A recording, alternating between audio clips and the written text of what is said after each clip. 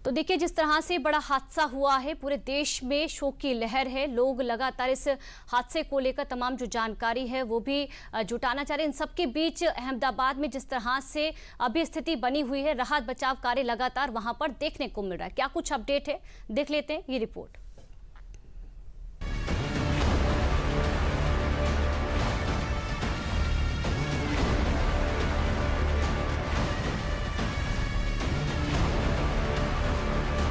गुजरात के अहमदाबाद में गुरुवार दोपहर हुए भीषण प्लेन क्रैश की वजह से पूरे देश में शोक की लहर है।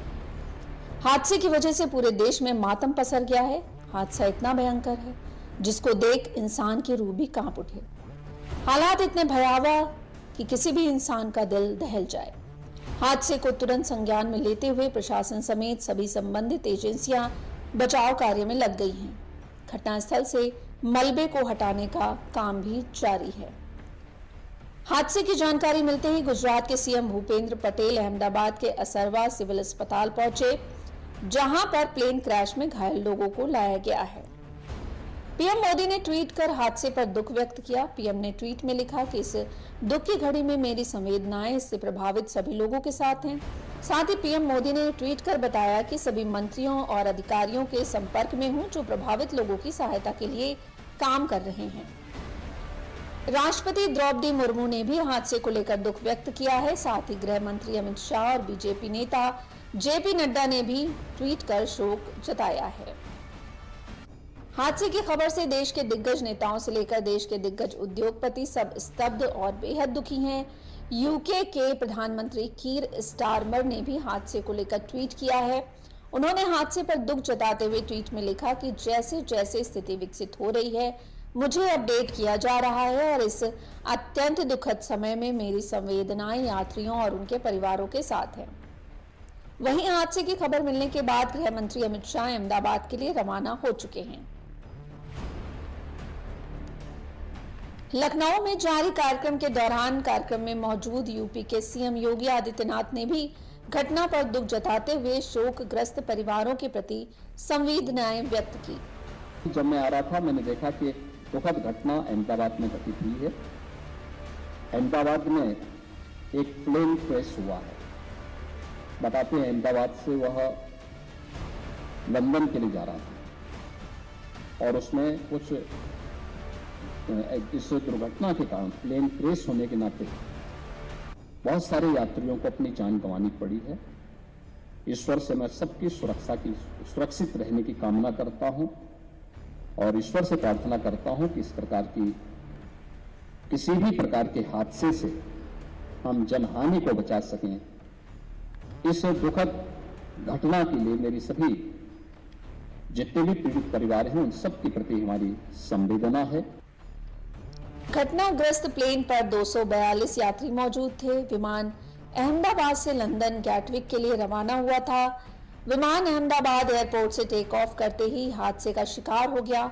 हादसे के बाद से लगातार पक्ष विपक्ष की प्रतिक्रियाएं भी आ रही हैं। इस मुश्किल घड़ी में पूरा देश पीड़ितों और पीड़ित परिवारों के साथ खड़ा है। देश के अलग अलग राज्यों से नेताओं की प्रतिक्रियाएं भी आ रही हैं। हम तो ईश्वर से प्रार्थना करते हैं कि ये जो दुखद घटना हुई है जिसमें अहमदाबाद में प्लेन क्रैश हुआ, सभी सुरक्षित रहें और सभी का जीवन सुरक्षित हो, यही ईश्वर से कामना। अहमदाबाद से जो लंदन जाने वाली फ्लाइट थी जिसमें इंडियन और ब्रिटिश सिटीजन्स भी थे, ऐसा मैं सुना। और जहाँ कंट्री के कोई भी लोग होने दो, इसमें जो जिनका मृत्यु हुआ उन सबको मैं मेरा श्रद्धांजलि मैं देता हूँ। जानकारी के मुताबिक प्लेन में 169 भारतीय, 53 ब्रिटिश, 7 पुर्तगाली और 1 कनाडाई नागरिक समेत कुल 230 यात्री सवार थे। बाकी 12 क्रू मेंबर्स थे। हादसे में अभी मृतकों की कोई भी पुष्टि नहीं की गई है। अहमदाबाद में हुए इस भीषण हादसे ने पूरे देश को झकझोर दिया है। अब देखिए भीषण हादसा हुआ है और इसको लेकर केंद्रीय नागरिक उड्डयन मंत्री राममोहन नायडू ने क्या कहा है वो आपको सुनवाते हैं।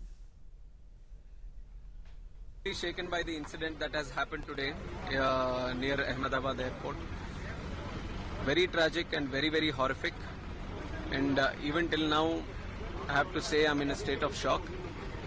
When the event happened, I was in Vijayawada doing the review of that airport and attending one state program. But the moment I got to know this incident happened, I wanted to be here physically at the site, try to find out more about what happened and what needs to be done.